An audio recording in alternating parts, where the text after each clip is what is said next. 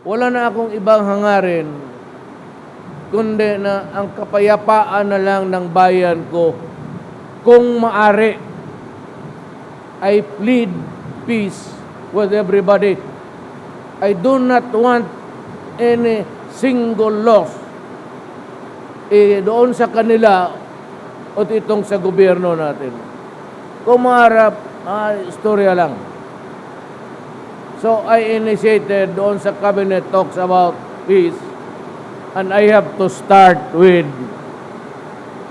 releasing the leaders, not release on anything but safe conduct pass for Season, Misuari. Wala namang problema si Murad, walang kaso. At sabay-sabay na lang ang usapan natin towards the end of the year.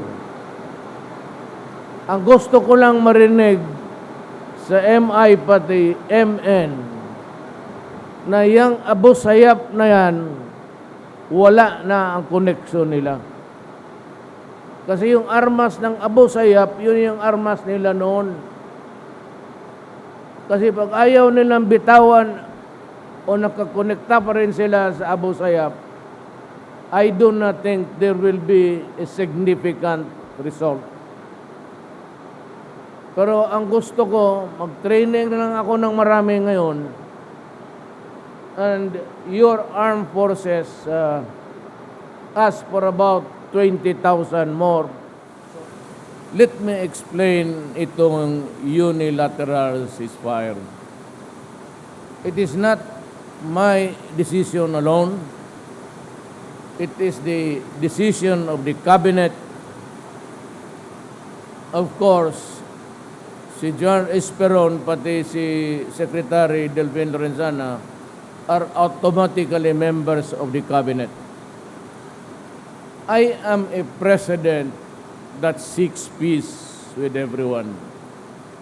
Ang trabaho ko pagka-presidente, hindi maghanap ng away. Ang trabaho ko pagka-presidente, is tignan ko if at all na walang gulo ang Pilipinas. At kayo naman mga militar, there, ever ready to guard the integrity of the Republic, to protect the people.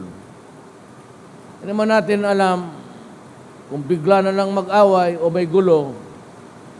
And it is always a comforting thought that mayroon akong armed forces na ready. Just in case, hindi tayo magkaintindihan.